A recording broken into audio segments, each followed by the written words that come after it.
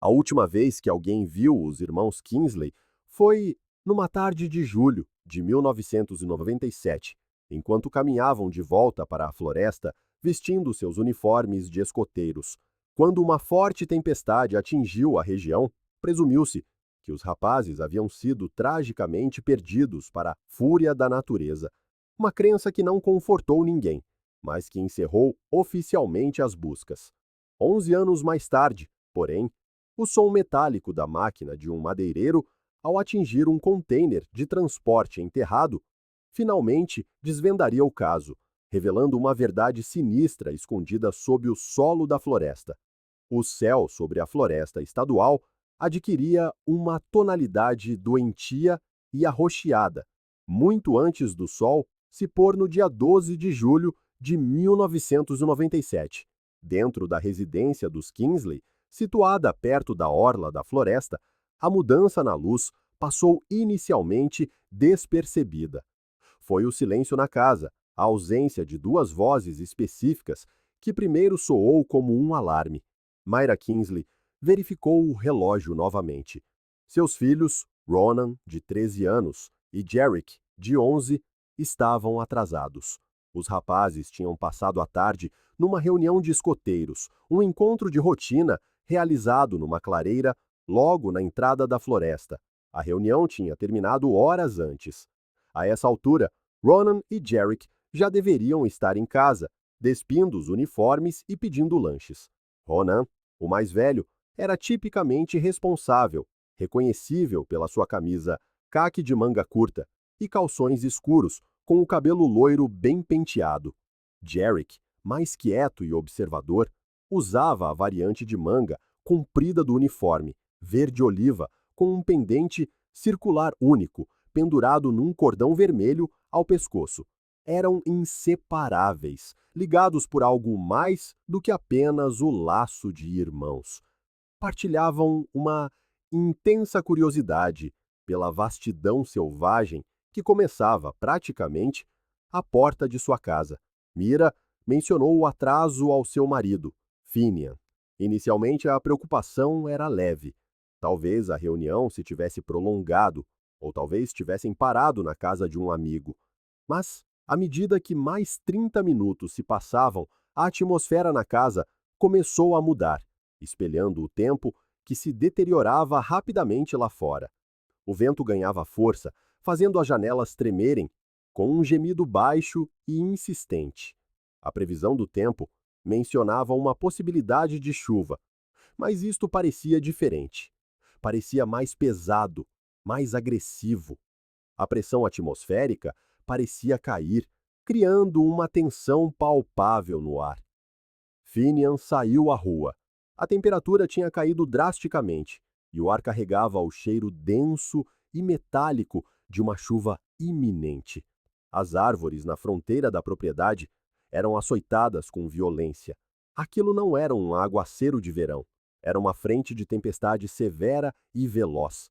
A constatação transformou a preocupação dos pais num pânico agudo e gélido. Se os rapazes ainda estivessem lá fora, estariam expostos. Começaram a fazer chamadas, primeiro para o chefe dos escoteiros. Ele confirmou que a reunião tinha terminado há horas, por volta das 3:30 da tarde. Mencionou ter tirado uma foto de grupo mais cedo naquele dia, capturando os rapazes em pose formal num caminho de terra, segurando os seus chapéus de abas largas. Um momento de calma antes da tempestade. Não tinha visto o Ronan ou Jarek desde que o grupo se dispersara. Chamadas para outros pais deram o mesmo resultado. Os irmãos Kingsley pareciam ter se desvanecido após o fim da reunião. Com a tempestade a desabar, a chuva a cair em lençóis horizontais, Myra e Finian tomaram a decisão agonizante de contactar o departamento do xerife local. Reportaram oficialmente o desaparecimento de Ronan e Jarek Kingsley. As palavras soavam surreais, desconectadas da realidade das suas vidas. As autoridades chegaram rapidamente, as suas luzes intermitentes cortando o dilúvio, mas a sua capacidade de ação foi imediatamente limitada pela ferocidade do tempo. A visibilidade era quase nula e o ruído do vento e da chuva dificultava a comunicação. Precisavam de informações, de um ponto de partida. Começaram a interrogar os outros rapazes do grupo, na esperança de que alguém soubesse para onde os irmãos poderiam ter ido. A informação crucial veio de Wesley Prather, um amigo próximo dos irmãos. Wesley disse aos investigadores que Ronan e Jarek não tinham intenção de ir diretamente para casa. Eles tinham um plano. Segundo Wesley, os irmãos tinham descoberto recentemente uma gruta escondida numa secção menos percorrida da floresta de Oak Haven. Estavam entusiasmados com a descoberta, tratando-a como o seu quartel-general secreto. Tinham planeado voltar a entrar na floresta imediatamente após a reunião, para passar mais tempo a explorá-la. Wesley não fora com eles. Tinha reparado no céu a escurecer e no vento a levantar-se, e decidira ir para casa. Lembrou-se de insistir com os irmãos Kingsley para que fizessem o mesmo, mas Ronan, encorajado pelas suas recentes conquistas de escoteiro e pela emoção da aventura, insistira que ficariam bem. Viu-os afastar-se, desaparecendo de novo por entre as árvores, enquanto todos os outros se dirigiam para o parque de estacionamento. Esta revelação forneceu um destino, mas um destino aterrador. A gruta, tal como descrita por Wesley, era remota, situada a quilômetros do ponto de encontro. Se os rapazes tivessem tentado a caminhada, estariam em plena natureza selvagem quando a tempestade atingiu o seu pico. As implicações eram sombrias. As autoridades levantaram a hipótese de os irmãos estarem provavelmente a procurar abrigo, talvez na própria gruta, ou, pior, de terem sofrido um acidente nas condições traiçoeiras. Mas saber onde estavam e alcançá-los eram duas coisas diferentes. A tempestade rugia com uma intensidade raramente vista na região durante o verão. Os trilhos estavam a transformar-se em deslizamentos de lama, e o risco de queda de árvores tornava a entrada na floresta uma empreitada de risco de vida, mesmo para pessoal treinado. Não haveria uma busca em grande escala até que o tempo melhorasse. Para Mira e Finian Kingsley, a noite de 12 de julho foi definida pelo uivo do vento e pelo peso insuportável da espera. A suposição era de que os rapazes estavam perdidos com frio e a lutar pelas suas vidas contra os elementos. A tempestade durou toda a noite, um ataque implacável de vento e água que parecia abalar os alicerces da casa dos Kingsley. Escapar era impossível. Mira e Finian só podiam observar o relógio e imaginar as condições que os seus filhos poderiam estar a suportar. A floresta estadual de Oak Haven era vasta, abrangendo milhares de hectares de mata densa, ravinas íngremes e riachos sinuosos. Era fácil perder-se em plena luz do dia, no meio de uma tempestade. Era uma armadilha mortal. A ideia dos seus filhos, sozinhos na escuridão, expostos à fúria da tempestade, era um tormento constante e agonizante. Ao primeiro sinal de luz cinzenta, na manhã de 13 de julho, a operação de busca foi mobilizada. A escala era massiva, envolvendo a polícia local, a polícia estadual, guardas florestais e centenas de voluntários da comunidade. O parque de estacionamento, no início do trilho, onde a reunião dos escoteiros tinha ocorrido, foi transformado num movimentado centro de comando. O ar ainda estava pesado e úmido, mas o vento tinha diminuído, permitindo que as equipas de busca finalmente entrassem na floresta. O ambiente que encontraram era irreconhecível. A tempestade tinha alterado fundamentalmente a paisagem. Trilhos que eram caminhos claros no dia anterior estavam agora obstruídos por detritos. Árvores antigas tinham sido arrancadas da terra. Os seus enormes sistemas de raízes expostos como mãos esqueléticas. Riachos que normalmente eram rasos tinham se transformado em torrentes furiosas, abrindo novos caminhos pelo chão da floresta. O próprio solo era uma lama espessa e sugadora, que tornava cada passo um esforço. O foco principal da busca era a área entre o ponto de encontro dos escoteiros e a localização da gruta. Wesley Prater, apesar da sua juventude e do trauma da situação, acompanhou uma equipa de rastreadores experientes para os guiar até ao local secreto. A jornada foi árdua. O terreno que levava à gruta era naturalmente acidentado, caracterizado por afloramentos rochosos e vegetação densa. E os danos da tempestade tornavam a navegação exponencialmente mais difícil.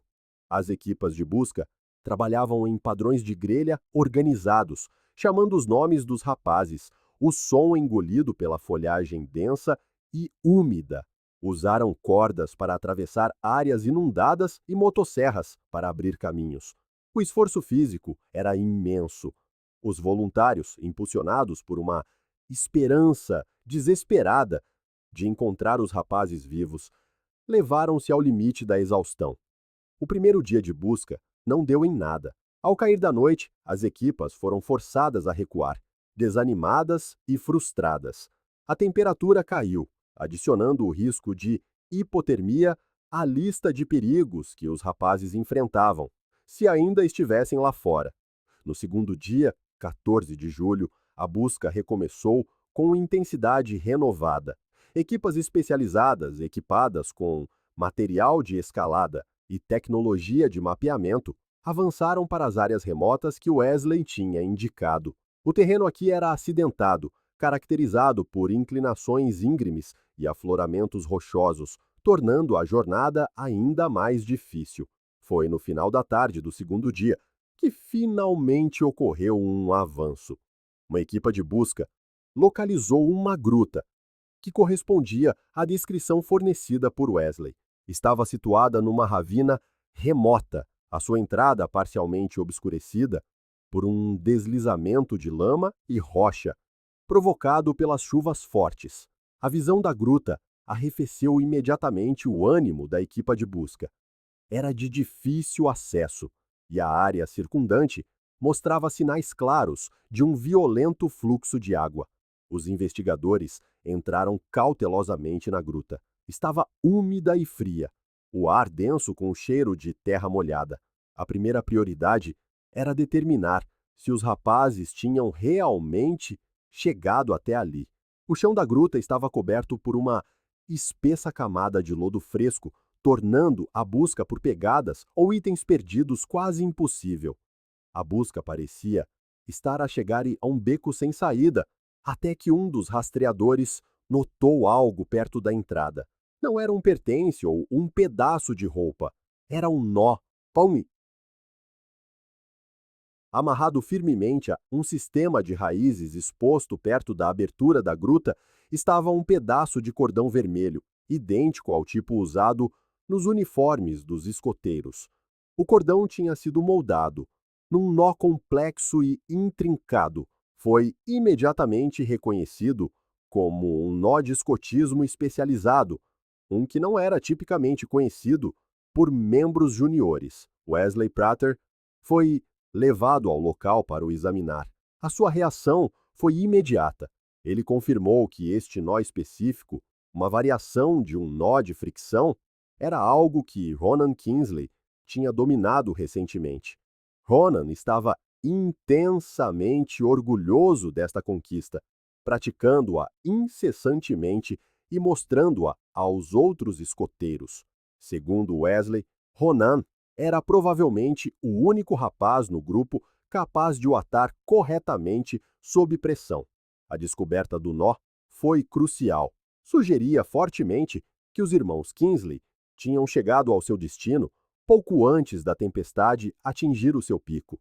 Parecia um marcador, talvez deixado por Ronan para assinalar a sua chegada, ou mesmo como um exercício de prática enquanto esperavam que a chuva começasse. Mas por que razão deixaram a gruta, ou o que aconteceu a seguir, permanecia um mistério.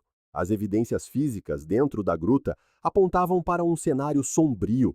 Juntamente com o lodo no chão, os investigadores notaram detritos, folhas, galhos, os quios e lama, alojados no alto das paredes da gruta, vários metros acima das suas cabeças.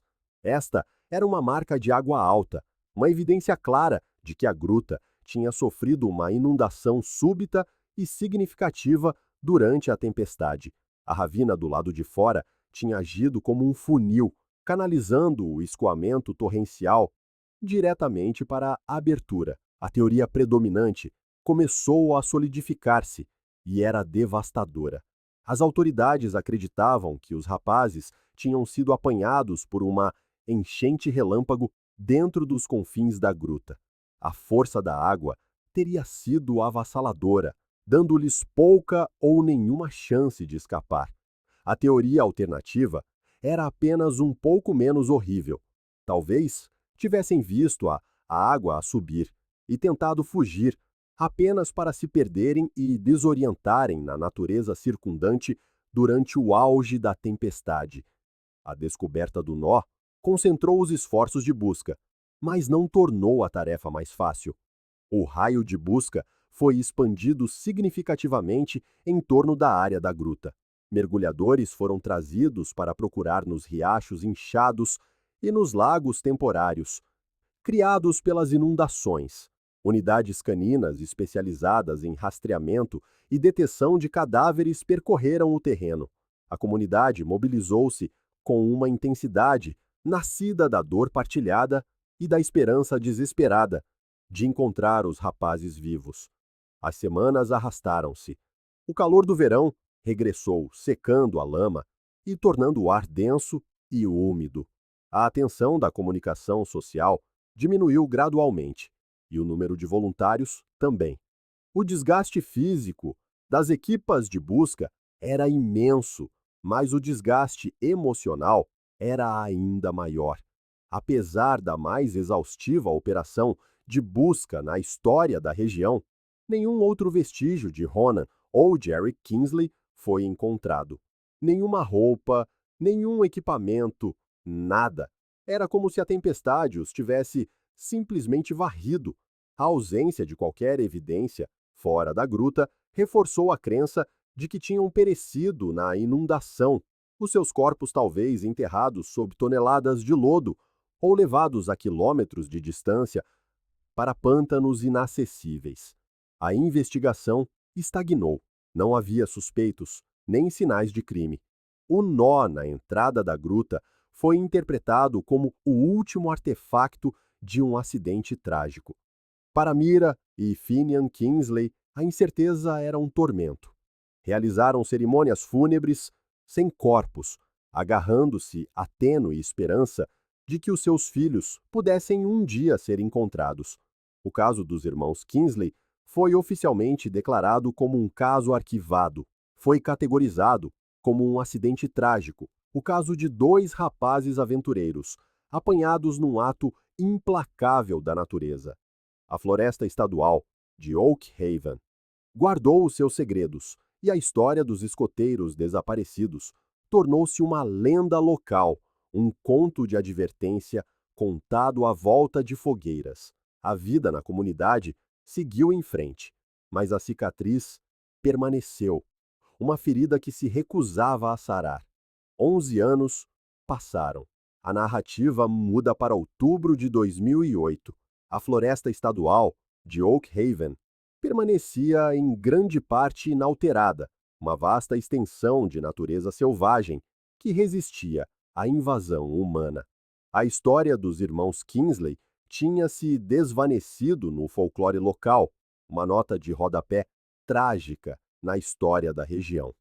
No entanto, pressões econômicas levaram o Estado a abrir novas secções da floresta, anteriormente inacessíveis, para operações de extração de madeira.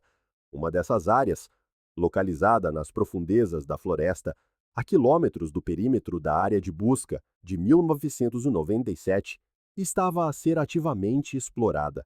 O barulho era ensurdecedor. Maquinaria pesada rasgava a mata densa, o rugido de motosserras e o ranger de engrenagens ecoando por entre as árvores. Uma equipa de madeireiros trabalhava contra um prazo apertado, limpando uma faixa de terra que tinha estado praticamente intocada por décadas. O trabalho era extenuante, o terreno acidentado e o isolamento completo.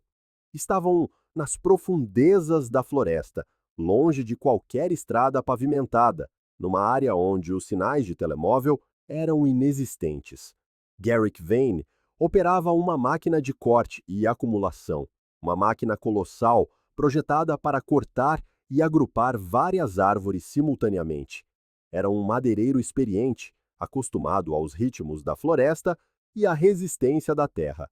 Mas naquela tarde, em particular, enquanto limpava uma mancha densa de vegetação rasteira perto de uma depressão natural no terreno, a sua máquina atingiu algo que não cedeu. Não foi o baque surdo de uma rocha enterrada ou a resistência flexível de um sistema de raízes. Foi o clangor agudo de metal contra metal. Garrick parou a máquina, o motor em marcha lenta. Desceu da cabine para investigar. O objeto estava enterrado sob uma espessa camada de solo, agulhas de pinheiro e folhas em decomposição. Parecia ter sido intencionalmente camuflado, coberto com mato e detritos que se tinham acumulado ao longo dos anos. Ele chutou a terra, expondo uma pequena seção de metal enferrujado. Parecia ser plano, talvez uma chapa de ferro ondulado. Chamou alguns dos seus colegas. Eles reuniram-se em torno da descoberta, curiosos e ligeiramente irritados com a interrupção. Ajudaram-no a limpar a terra e o mato, usando pás, para revelar gradualmente o objeto por baixo. Não era uma chapa de metal, era uma escotilha, uma grande escotilha quadrada de metal, fortemente enferrujada e marcada pelo tempo. Estava inserida numa estrutura maior, que parecia estar enterrada profundamente na terra. A descoberta era inquietante. Esta área era remota, a quilômetros de qualquer habitação humana. Não havia razão para uma estrutura enterrada estar ali. A suposição inicial foi de que poderia ser um antigo tanque séptico ou uma adega esquecida, mas a localização não fazia sentido. Garrick tentou levantar a escotilha. Era pesada e as dobradiças estavam presas pela ferrugem. Usando um pé de cabra, os madeireiros conseguiram abri-la à força. A escotilha rangeu ao abrir-se, revelando uma abertura escura e cavernosa que descia para a terra. Um cheiro a mofo e a ar viciado subiu da escuridão. O odor de decomposição, bolor e terra úmida. Eles espreitaram para a abertura. Não conseguiam ver muito, mas a forma da estrutura estava a tornar-se clara. Não era um tanque ou uma adega. Era um container de transporte deliberadamente enterrado no chão. Um debate acalorado irrompeu entre a equipa. Os colegas de Garrick insistiram para que ele ignorasse o achado.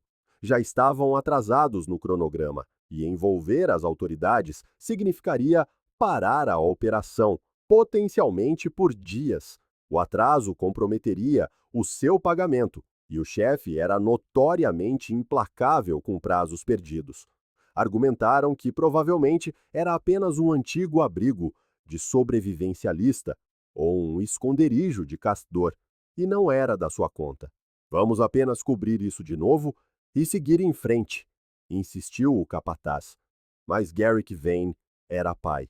A visão do container enterrado, a escuridão lá dentro e a ocultação deliberada encheram-no de uma profunda sensação de mal-estar. Algo parecia profundamente errado. Ele não conseguia livrar-se da sensação de que tinham tropeçado em algo sinistro. O esforço necessário para enterrar algo tão grande num local tão remoto era significativo. Parecia escondido. Parecia um segredo que precisava de ser exposto. Ele tomou uma decisão. Ignorando os protestos da sua equipa, decidiu relatar a descoberta. O isolamento do local significava que não havia rede de telemóvel. Garrick teve de conduzir a sua carrinha por vários quilômetros pelas estradas de terra acidentadas, navegando pelo terreno traiçoeiro até chegar a uma estrada principal, onde pudesse obter sinal. A viagem pareceu agonizantemente longa, o silêncio na carrinha amplificando o seu crescente pavor. Finalmente, chegou a um local onde o seu telemóvel mostrava sinal. Ligou para o gabinete do xerife do condado e descreveu o que tinham encontrado. O departamento do xerife, reconhecendo a natureza invulgar da descoberta e a localização remota, enviou agentes ao local. Chegaram horas mais tarde, guiados por Garrick. A operação de extração de madeira foi interrompida. A área foi isolada, transformada de um local de trabalho numa potencial cena de crime. Os agentes iniciaram o processo de escavação da área ao redor do container. Foi uma tarefa massiva que exigiu o uso do equipamento de extração de madeira para remover a terra que tinha envolvido a estrutura durante anos. À medida que a terra era removida, a escala total do container foi revelada. Era um enorme container de transporte, com 12 metros de comprimento, enterrado numa vala profunda. Toda a superfície visível estava coberta por camadas espessas e escamosas de ferrugem laranja e castanha. Manchas de musgo verde claro tinham criado raízes na sua superfície superior plana, cimentando ainda mais a sua idade e abandono. A cena era sombria. O container jazia na vala lamacenta, um sarcófago enferrujado desenterrado do chão da floresta. A inspeção inicial do exterior sugeria que o container tinha estado enterrado por muito tempo. O foco voltou-se para o interior. A escotilha era a única entrada visível. Investigadores equipados com lanternas potentes e equipamento de proteção desceram cautelosamente para a escuridão. A descida parecia uma descida a uma sepultura. O interior era uma cena de decadência e abandono. Era claramente um espaço de vida improvisado, mas não era ocupado há anos. O ar era denso e fétido, difícil de respirar. As lanternas cortavam a penumbra, revelando um quadro horrível. 2 colchões em decomposição jaziam no chão, cobertos de bolor e excrementos de roedores. O chão estava repleto de detritos, embalagens de comida vazias, latas de alumínio esmagadas e garrafas de plástico. O estilo das embalagens e os logótipos das marcas sugeriam que datavam do final dos anos 90 ou início dos anos 2000. A enorme quantidade de detritos indicava uma ocupação prolongada. Ficou claro que alguém tinha vivido ali, talvez por um longo período, mas foi a natureza dos itens encontrados que transformou a atmosfera de inquietante para horripilante. Espalhados entre os destroços, havia objetos que pareciam incongruentes com um sobrevivencialista ou caçador adulto. Encontraram várias edições de revistas em quadrinhos com as páginas deformadas e manchadas pela umidade, datadas de 1997. Um leitor de CDs portátil, muito corroído e há muito inoperante, jazia perto de um dos colchões, com vários CDs espalhados nas proximidades, de bandas populares entre adolescentes daquela época. Os itens sugeriam ocupantes jovens, uma constatação que provocou um arrepio na equipe de investigação. O container foi revistado metodicamente, cada item catalogado e fotografado. As condições eram terríveis, o ambiente perigoso devido ao mofo e à ferrugem. Os investigadores trabalhavam com a suposição de que aquilo poderia ser uma cena de crime, mas não tinham contexto, nem relatórios de pessoas desaparecidas que correspondessem ao cenário. Então, em meio ao tecido em decomposição de um dos colchões, um investigador notou um brilho de metal. Ele recuperou o objeto com cuidado, suas mãos enluvadas afastando a sujeira. Era um pequeno pingente de metal circular, preso a um cordão vermelho, desbotado e puído. O pingente estava manchado, mas seu design único ainda era visível. O objeto foi ensacado e levado para a luz do dia, para uma inspeção mais detalhada. Parecia uma pequena peça de evidência, talvez insignificante, mas o procedimento padrão exigia que quaisquer itens únicos encontrados em uma potencial cena de crime fossem cruzados com arquivos de casos arquivados.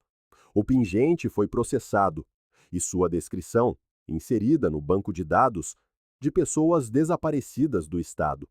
Os parâmetros de busca eram amplos, procurando por quaisquer desaparecimentos não resolvidos envolvendo itens semelhantes. O processo foi meticuloso, exigindo a revisão de centenas de arquivos de casos arquivados. O sistema retornou uma correspondência. O pingente era uma combinação perfeita para um item descrito num relatório de pessoas desaparecidas, arquivado 11 anos antes. O relatório detalhava o desaparecimento de dois irmãos, Ronan e Jarek Kingsley, na floresta estadual de Oak Haven, em julho de 1997. O relatório mencionava especificamente que Jarek Kingsley usava um pingente circular único num cordão vermelho quando desapareceu. Uma fotografia incluída no arquivo, a mesma tirada pelo chefe dos escoteiros no dia do desaparecimento, mostrava Jarek usando exatamente o mesmo pingente. A constatação atingiu a equipe de investigação como um golpe físico. O container enterrado, os quadrinhos, os colchões, tudo de repente fazia um sentido horrível. Eles não tinham encontrado o esconderijo de um caçador. Tinham encontrado o lugar para onde os irmãos Kingsley foram levados. A descoberta transformou imediatamente a investigação. Isso não era mais um assunto local. As implicações de um sequestro de longa duração, potencialmente abrangendo anos, exigiam recursos e conhecimentos especializados. O xerife do condado contatou imediatamente o FBI. O caso arquivado dos escoteiros desaparecidos acabara de ser reaberto, revelando uma escuridão muito maior do que qualquer um poderia ter imaginado. A descoberta do container, enterrado nas profundezas da floresta estadual de Oak Haven, desencadeou uma resposta imediata e massiva. Em 24 horas, o remoto local de extração de madeira foi transformado numa grande cena de investigação criminal. Agentes do FBI chegaram, suas jaquetas azul escuras, estampadas com as letras amarelas, e em negrito FBI, contrastando fortemente com os verdes e marrons suaves da floresta. Eles isolaram a cena, estabelecendo um perímetro rigoroso e assumindo o controle da investigação das autoridades locais. O silêncio da floresta foi substituído pelo zumbido de geradores e o crepitar dos rádios. A unidade de análise comportamental, a BEAL, foi consultada imediatamente.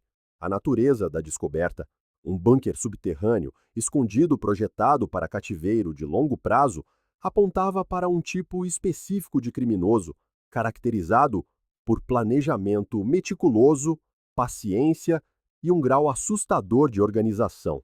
Isso não foi um crime de oportunidade. Foi uma operação cuidadosamente orquestrada. A primeira prioridade foi uma análise detalhada do próprio local. O container foi extensivamente fotografado, por dentro e por fora. Os agentes do FBI caminharam sobre a estrutura enferrujada, avaliando sua construção e a logística de sua instalação. Ficou imediatamente claro que não se tratava de um abrigo construído às pressas ou de um esconderijo temporário. Era uma prisão, projetada e construída com uma premeditação assustadora. O container havia sido significativamente modificado antes de ser enterrado. Os investigadores descobriram um sofisticado sistema de ventilação feito sob medida.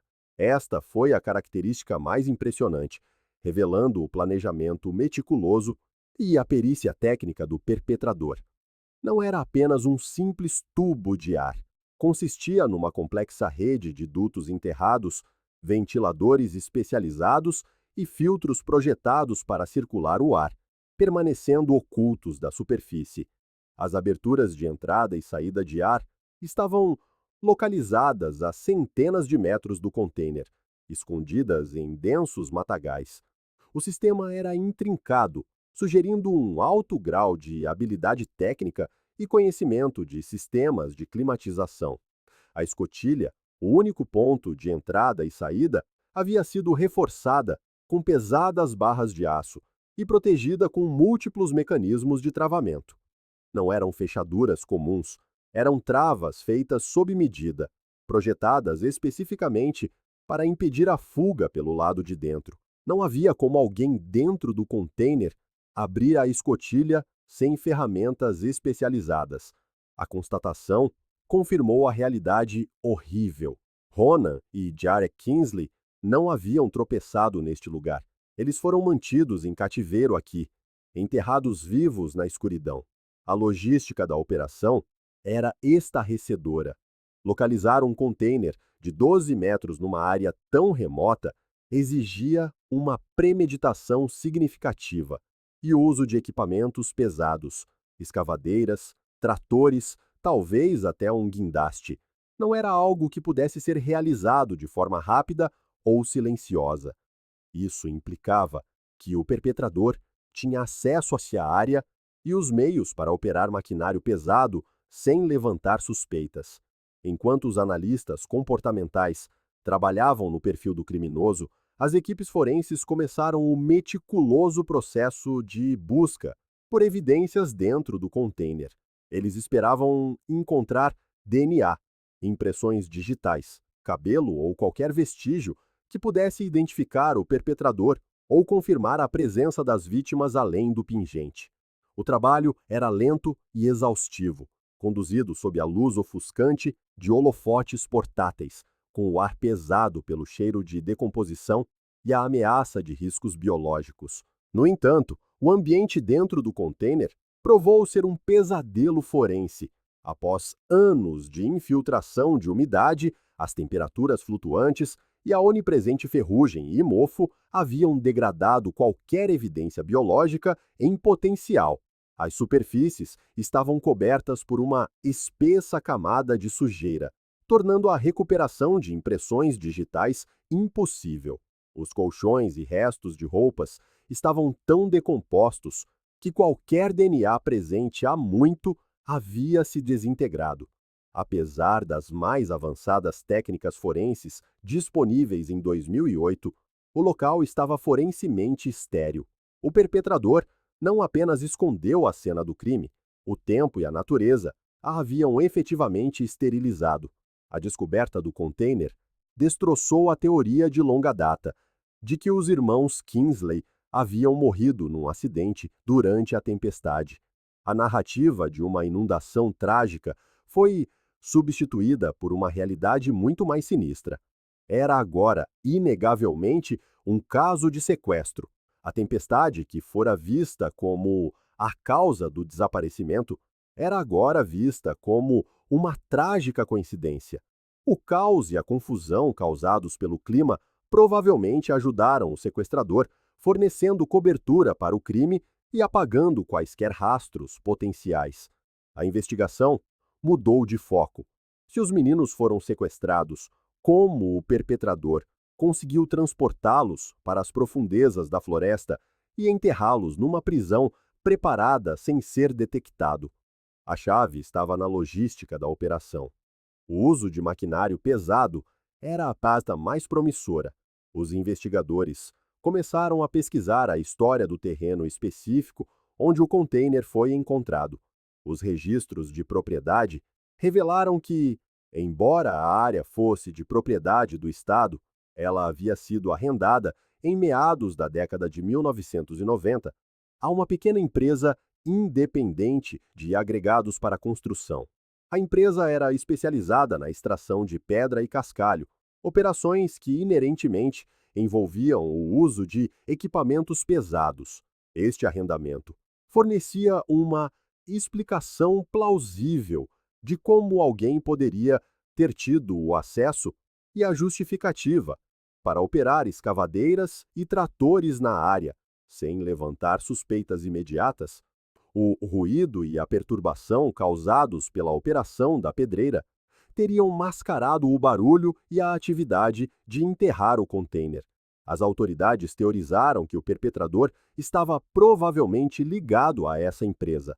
A investigação agora enfrentava a assustadora tarefa de identificar e rastrear os indivíduos associados à Operação Extinta, na esperança de encontrar uma conexão com a prisão enterrada e os dois meninos que foram mantidos em cativeiro dentro de suas paredes enferrujadas. A descoberta do arrendamento da empresa de agregados no terreno forneceu à investigação sua primeira pista concreta. A linha do tempo batia. A empresa estava ativa na área em meados da década de 1990, na época em que o container deve ter sido preparado e os meninos desapareceram. A logística também se alinhava. A empresa tinha o equipamento pesado necessário para enterrar um container. A investigação mudou drasticamente, focando em identificar e rastrear qualquer pessoa associada à operação extinta. A empresa havia falido no início dos anos 2000 e os registros estavam incompletos e desorganizados. A tarefa de compilar uma lista de ex-funcionários, contratados e gerentes foi árdua, exigindo que os investigadores rastreassem papéis dispersos, registros fiscais e licenças armazenadas em armazéns empoeirados e residências particulares. O processo levou semanas, envolvendo uma equipe de analistas que meticulosamente reconstruiu as operações da empresa a partir de dados fragmentados. À medida que se aprofundavam na história da empresa, um quadro obscuro começou a surgir. Entrevistas com ex-funcionários e moradores locais revelaram que a empresa tinha a reputação de cortar custos e operar à margem da legalidade. Eram conhecidos pelo desrespeito às regulamentações ambientais, e havia rumores persistentes de que usavam o terreno estadual arrendado para atividades de descarte ilegal, enterrando materiais perigosos para evitar taxas de descarte. A localização remota e a falta de fiscalização forneciam a cobertura perfeita para essas operações ilícitas. Essa revelação levou ao desenvolvimento de uma nova e convincente teoria. Talvez o sequestro não fosse o motivo principal. Os investigadores levantaram a hipótese de que os irmãos Kingsley, explorando a área perto da caverna, poderiam ter tropeçado na operação de descarte ilegal em andamento. Os trabalhadores, temendo serem expostos, poderiam ter entrado em pânico e silenciado os meninos, usando o container, talvez já no local, para armazenar equipamentos ou materiais, como uma cela temporária ou até mesmo uma tumba improvisada. Essa teoria ganhou força significativa. Parecia uma explicação direta para o envolvimento de maquinário pesado e a presença do container. Também se alinhava com as práticas duvidosas conhecidas da empresa. O motivo mudou de predação para encobrimento de crime. Parecia mais plausível do que a ideia de um predador solitário orquestrando um cenário de sequestro tão elaborado em meio a uma operação de mineração ativa. A investigação se concentrou intensamente no capataz da empresa de 1997. Ele foi identificado como um homem com um histórico criminal significativo, incluindo múltiplas acusações de agressão. Era conhecido por seu temperamento volátil e sua disposição para usar intimidação para impor sua autoridade. Ex-funcionários o descreveram como implacável e imprevisível, um homem capaz de violência e motivado a proteger as atividades ilegais da empresa. Ele parecia o principal suspeito. Localizar o ex-capataz levou várias semanas. Ele havia se mudado para outro estado, vivendo um estilo de vida transitório, fazendo bicos na construção civil.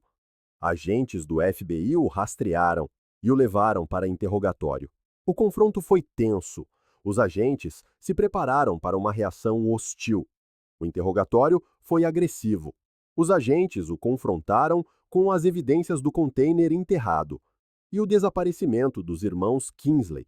Eles o pressionaram sobre as atividades da empresa na floresta de Oak Haven, sugerindo que os meninos tinham visto algo que não deveriam.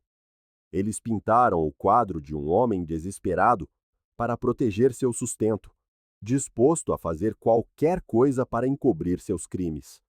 O ex-capataz foi desafiador e pouco cooperativo no início, negando qualquer conhecimento do container ou dos meninos desaparecidos. Ele descartou as alegações de descarte ilegal como rumores espalhados por ex-funcionários descontentes. Mas à medida que o interrogatório avançava e os agentes insinuavam possíveis acusações federais por crimes ambientais, sua postura mudou. Ele finalmente admitiu o descarte ilegal. Confessou que a empresa rotineiramente enterrava barris de lixo tóxico no terreno arrendado, economizando milhões em custos de descarte. Ele até forneceu detalhes sobre a localização dos locais de enterro, aparentemente resignado com as consequências legais dessas ações. No entanto, quando questionado sobre os irmãos Kingsley, ele negou veementemente qualquer envolvimento. Insistiu que nunca tinha visto os meninos e não tinha conhecimento de seu desaparecimento. Suas negações pareciam genuínas, sua frustração palpável. E, crucialmente, ele forneceu um álibi detalhado e verificável para o dia do sequestro. Ele alegou que estava participando de um leilão de equipamentos num condado vizinho, a várias horas de distância da floresta de Oak Haven. Os investigadores estavam céticos. A coincidência parecia conveniente demais. Eles verificaram meticulosamente seu álibi, puxando registros de transações financeiras, recibos de hotel e entrevistando testemunhas do leilão. As evidências eram conclusivas. O álibi se sustentou. Registros de transações financeiras, incluindo recibos do leilão e compras em postos de gasolina, confirmaram sua presença no leilão. Testemunhas no leilão também corroboraram sua história. A linha do tempo era apertada, tornando virtualmente impossível que ele estivesse envolvido no sequestro. O ex-capataz foi inocentado do envolvimento no desaparecimento dos irmãos Kingsley. O colapso da teoria da empresa de agregados foi um revés significativo. A investigação estava de volta à estaca zero, com uma prisão enterrada, 2 meninos desaparecidos e nenhum suspeito viável. A frustração entre a equipe de investigação era imensa. A unidade de análise comportamental do FBI instou os investigadores a se concentrarem novamente nas evidências encontradas dentro do container. A Ball enfatizou que a natureza dos itens encontrados, os colchões, o leitor de CDs, os quadrinhos, as embalagens de alimentos de longo prazo, sugeria um cenário de cativeiro com uma dinâmica de cuidador. Isso era fundamentalmente inconsistente com um motivo de encobrimento rápido de crime. Se os meninos tivessem sido mortos para silenciá-los, os perpetradores provavelmente teriam se desfeito dos corpos de forma rápida e discreta. Eles não teriam montado um espaço de convivência de longo prazo, fornecendo comida, entretenimento e roupas de cama. A evidência apontava para um sequestrador solitário, um predador que havia planejado o sequestro meticulosamente e pretendia manter os meninos em cativeiro por um período prolongado. A atividade da empresa de agregados na floresta não era a fonte do crime, mas sim a cobertura. O perpetrador provavelmente usou o barulho, a perturbação e a presença de maquinário pesado para ocultar suas próprias atividades. A investigação voltou-se para a identificação desse sequestrador solitário, uma figura sombria que operou sem ser detectada em meio ao caos da operação da pedreira. A questão permanecia: quem tinha o acesso, as habilidades e o motivo para cometer um crime tão horrível? A investigação agora se concentrava na periferia, procurando uma anomalia que os levaria à verdade. Com a teoria da empresa de agregados descartada e as vias de investigação tradicionais esgotadas, A investigação parou mais uma vez. A falta de evidências forenses dentro do container tornava a identificação do perpetrador quase impossível. Os investigadores ficaram com o próprio container, um enigma enferrujado enterrado no chão da floresta. Eles decidiram retornar à evidência física, focando especificamente nas modificações únicas e sofisticadas feitas no container. A chave para identificar o perpetrador estava em entender como o container foi construído e enterrado. O sistema de ventilação era a característica mais distinta. Não era uma solução padrão, pronta para uso. Era um sistema construído sob medida, projetado para fornecer fluxo de ar adequado ao container enterrado, permanecendo oculto da superfície.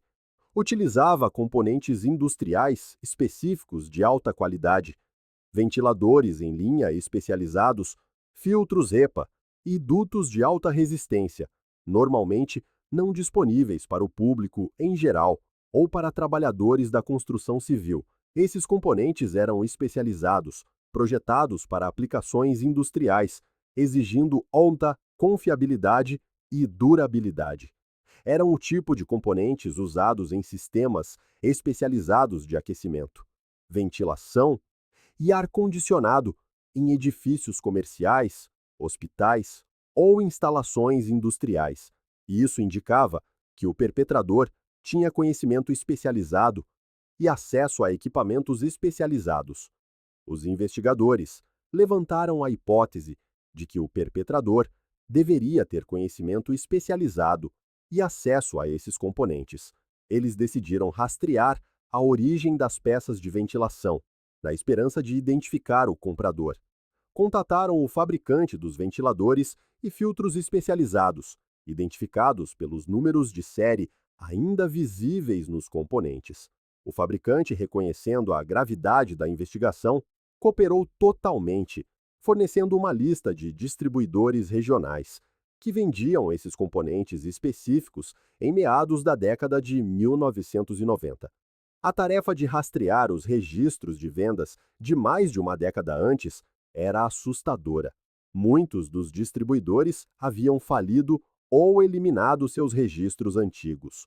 No entanto, um distribuidor, uma grande empresa de suprimentos industriais, ainda mantinha registros de vendas arquivados. Os registros estavam armazenados em microfilme, exigindo uma revisão manual meticulosa. O processo levou semanas, envolvendo uma equipe de analistas que revisou meticulosamente milhares de transações. Os investigadores se concentraram em vendas à vista ou pedidos pequenos, transações que poderiam não ser facilmente rastreáveis a uma empresa ou indivíduo específico. Eles estavam procurando por alguém que comprou esses componentes especializados no período que antecedeu o desaparecimento dos irmãos Kingsley. Estavam procurando uma agulha num palheiro, esperando por um avanço na montanha de dados. A busca rendeu centenas de transações. Os investigadores, então, começaram o meticuloso processo de cruzar os registros de vendas com indivíduos conhecidos por terem acesso à área da floresta de Oak Haven, mas que não eram funcionários diretos da empresa de agregados. Eles procuravam alguém que operasse na periferia, alguém que pudesse ter passado despercebido. Uma correspondência foi encontrada, uma transação em dinheiro por 2 ventiladores em linha especializados e vários filtros HEPA, datada de março de 1997, 4 meses antes do sequestro. O comprador forneceu um nome, mas nenhuma afiliação de empresa. O nome era Orson Blythe. Os investigadores fizeram uma verificação de antecedentes de Orson Blythe. Os resultados foram imediatos e alarmantes. Blythe era um especialista solitário em sistemas de climatização. Ele tinha seu próprio pequeno negócio, especializado na instalação e manutenção de sistemas complexos de climatização. Ele tinha o conhecimento e as habilidades especializadas necessárias para projetar e construir o sistema de ventilação encontrado no container. Além disso, Blythe estava conectado à área da floresta de Oak Haven. Ele trabalhava como subcontratado, ocasionalmente contratado pela empresa de agregados para manutenção especializada nos sistemas de controle climático de seus equipamentos pesados. Isso lhe proporcionava acesso legítimo à área e conhecimento das operações da empresa. Ele também era contratado pelo Estado para fazer a manutenção de estações de serviço remotas perto da floresta. Isso lhe dava um acesso ainda mais amplo à área, incluindo o conhecimento do terreno e a capacidade de operar sem ser notado. Sua caminhonete de serviço, carregada com equipamentos e suprimentos, podia entrar e sair da natureza selvagem sem chamar a atenção. Ele era um fantasma, movendo-se pela floresta sem ser notado. Mas foi a verificação de antecedentes mais aprofundada que solidificou Blythe como o principal suspeito. Os investigadores descobriram que ele havia sido voluntário brevemente em outra tropa de escoteiros no início da década de 1990. Ele serviu como assistente de chefe de escoteiros por menos de um ano. Os registros eram vagos, mas entrevistas com os líderes da tropa revelaram uma história preocupante. Blythe havia sido discretamente convidado a deixar a tropa devido a problemas de limites não especificados e atenção inadequada para com as crianças. Os líderes da tropa falaram de incidentes em que Blythe parecia excessivamente focado em certos meninos, oferecendo-lhes aulas particulares e presentes, deixando-os desconfortáveis. Havia alegações de favoritismo, contato físico inadequado e comportamento obsessivo em relação a certos meninos. Nenhuma acusação formal foi registrada, mas as preocupações foram sérias o suficiente para justificar sua remoção. O perfil correspondia às previsões do analista comportamental, um planejador solitário e meticuloso, com habilidades especializadas, acesso ao local e um histórico perturbador de comportamento predatório em relação a meninos jovens. Indicadores de pedofilia. A evidência era circunstancial, mas a especificidade dos componentes de ventilação, combinada com o histórico e o acesso de Blythe, o tornava o suspeito mais convincente que a investigação havia identificado. O foco mudou inteiramente para Orson Blythe. A figura sombria finalmente tinha um nome. A investigação agora se voltou para localizar Orson Blythe e confrontá-lo com as evidências, na esperança de finalmente descobrir a verdade sobre o que aconteceu com os dois escoteiros que desapareceram na tempestade. A investigação avançou rapidamente. As autoridades localizaram Orson Blythe, agora com seus 50 e poucos anos, ainda vivendo num condado próximo. Ele residia numa pequena casa isolada, nos arredores da cidade, mantendo o estilo de vida recluso que caracterizou seu passado. Ele ainda trabalhava na indústria de climatização, operando seu pequeno negócio a partir de uma oficina anexa à sua casa. O FBI colocou Blythe sob vigilância, monitorando seus movimentos e atividades. Ele parecia ser um homem de rotina, previsível e banal. Os agentes observaram seus movimentos, notando as suas rotinas solitárias e a sua meticulosa atenção ao detalhe no trabalho. Ele interagia com muito poucas pessoas, na sua maioria, clientes e fornecedores. Parecia insignificante, invisível, mas a vigilância confirmou que ele ainda possuía as competências técnicas e o acesso ao equipamento especializado que fora usado na construção da prisão subterrânea. Com base nas provas circunstanciais altamente específicas que o ligavam às peças especializadas do contentor, ao seu acesso ao local e ao seu historial perturbador com os escuteiros, o FBI obteve um mandado de busca para a propriedade de Blythe. Decidiram executar o mandado de madrugada, na esperança de o apanhar de surpresa. A incursão foi rápida e decisiva. Uma equipa tática invadiu a propriedade de Blythe, cercando a casa e a oficina. Moveram-se rapidamente, arrombaram a porta e controlaram o local. Encontraram Blythe dentro de casa, aparentemente a preparar-se para o seu dia de trabalho. Ele pareceu assustado e confuso com a chegada súbita dos agentes, mas não resistiu à detenção. Permaneceu em silêncio enquanto era algemado e colocado na parte de trás de um carro-patrulha. A busca à propriedade começou de imediato.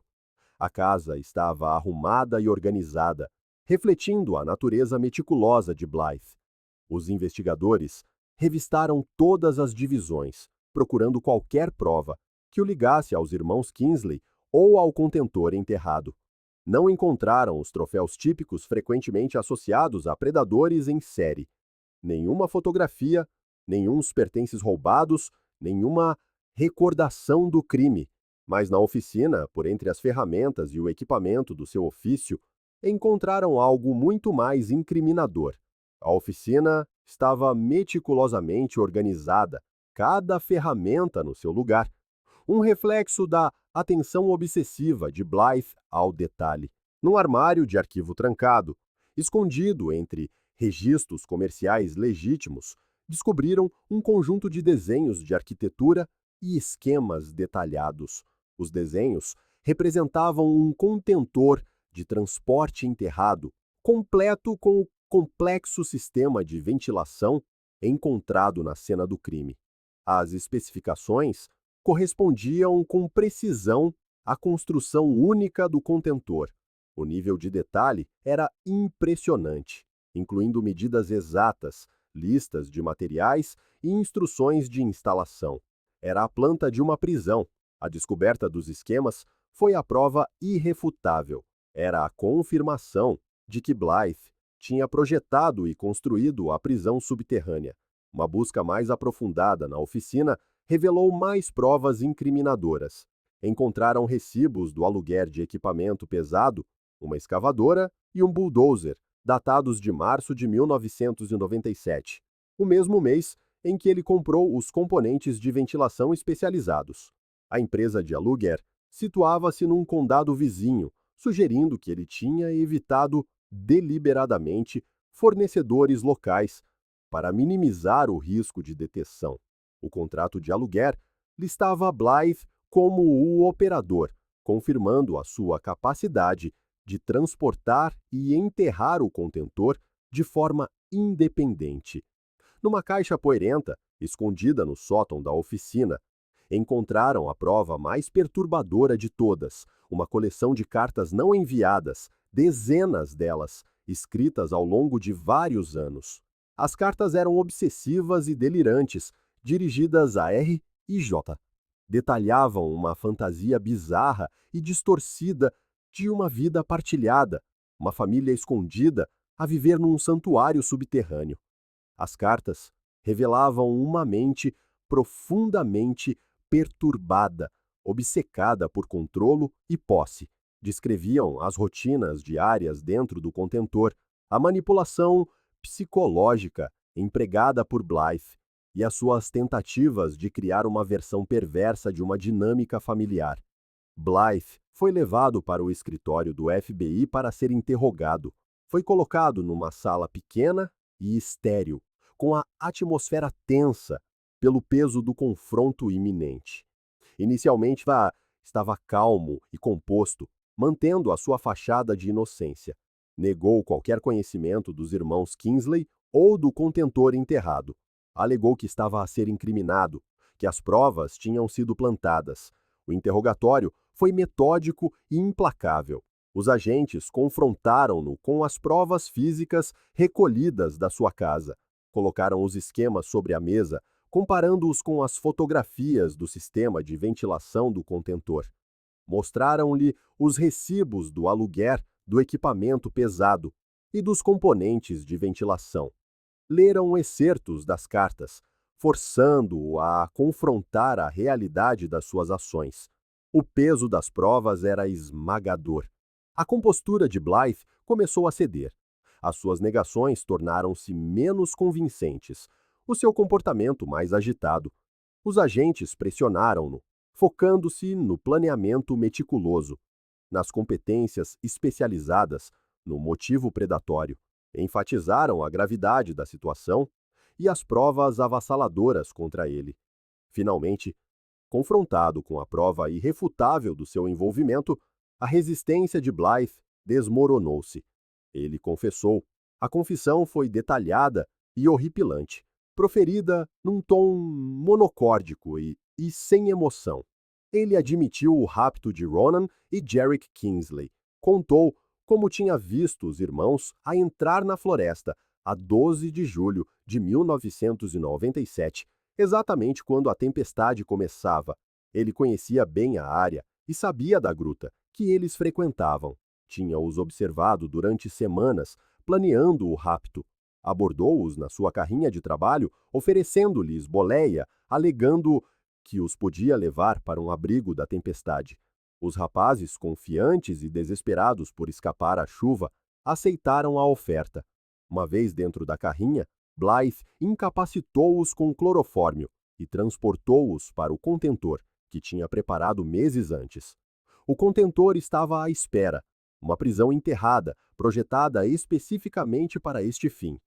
Ele também admitiu um detalhe arrepiante que explicou a confusão inicial da investigação.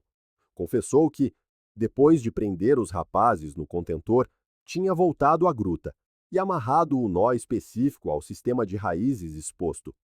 Ele sabia que Ronan se orgulhava das suas habilidades com nós e sabia que a descoberta do nó focaria a busca numa morte acidental, desviando as suspeitas de um rapto. A manobra de diversão foi calculada e eficaz, garantindo que a busca se concentrasse numa morte acidental e o mantivesse fora do radar.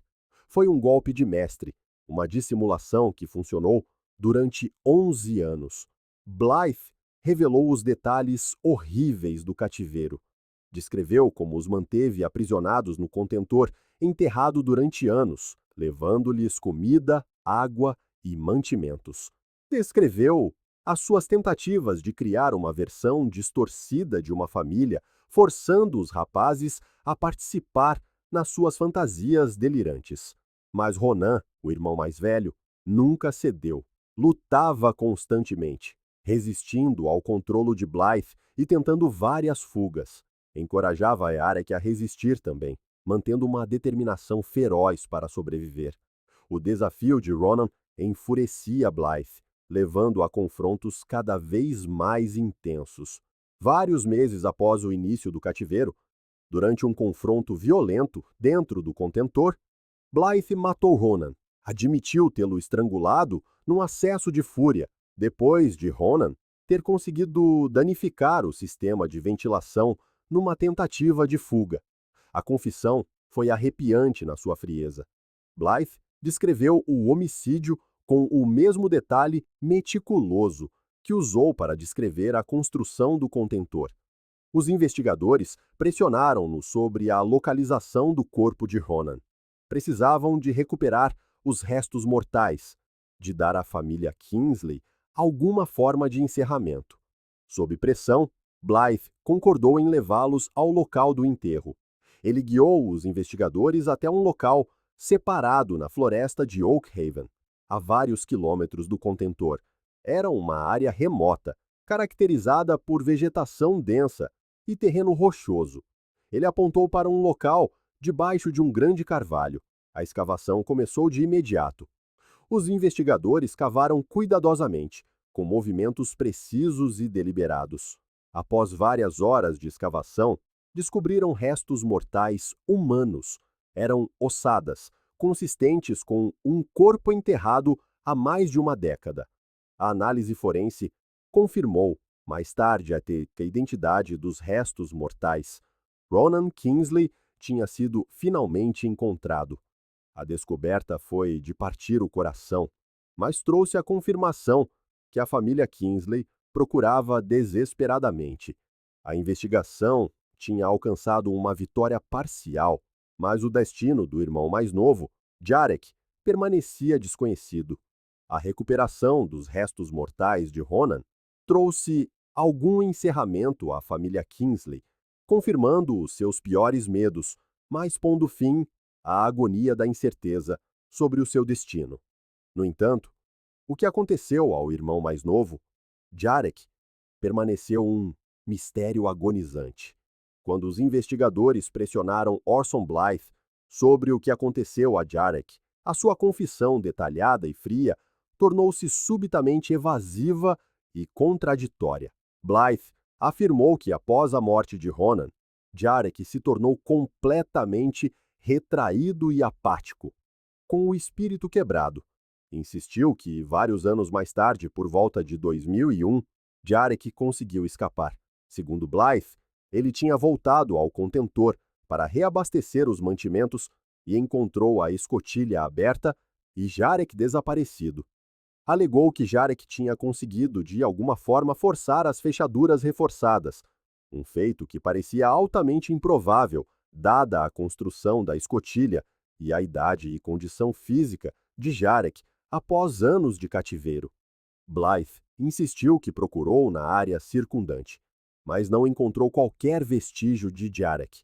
Alegou que abandonou, então, o contentor por completo, temendo que Jarek levasse as autoridades até ele. Os investigadores duvidaram fortemente da versão de Blythe. A história da fuga de Jarek parecia servir os seus próprios interesses e ser inconsistente com o controle meticuloso que Blythe tinha exercido sobre todos os aspectos do cativeiro. As autoridades acreditavam que Blythe também tinha assassinado Jarek, talvez quando ele se tornou demasiado velho para controlar, ou talvez imediatamente após a morte de Ronan. Suspeitavam que Blythe se recusava a revelar a localização do corpo de Jarek como uma medida final de controlo, uma forma de manter o poder sobre a investigação e a família da vítima, ou talvez porque genuinamente não se conseguia lembrar do local exato do enterro após tantos anos. Além disso, os investigadores acreditavam que a alegação de Blythe de ter abandonado completamente o contentor não era toda a verdade. O projeto e a construção meticulosos da prisão subterrânea sugeriam um plano a longo prazo, uma estrutura permanente projetada para uso repetido.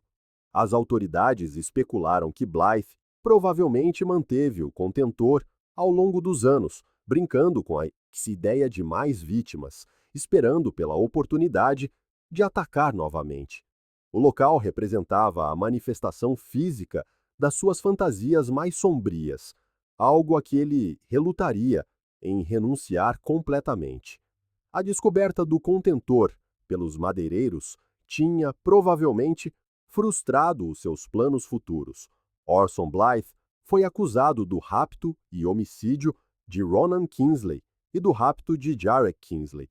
Confrontado com as provas esmagadoras, os esquemas, os recibos, a confissão e a recuperação dos restos mortais de Ronan, ele declarou-se culpado de todas as acusações para evitar a pena de morte. Foi condenado a múltiplas penas de prisão perpétua consecutivas, sem possibilidade de liberdade condicional. A recuperação dos restos mortais de Ronan deu à família Kingsley a confirmação do seu destino, permitindo-lhes finalmente dar-lhe um funeral. No entanto, como o corpo de Jarek nunca foi encontrado e Blythe se recusou a admitir o seu homicídio, o destino final do irmão mais novo permanece oficialmente por resolver. O silêncio da floresta de Oak Haven guarda o segredo final dos escuteiros desaparecidos.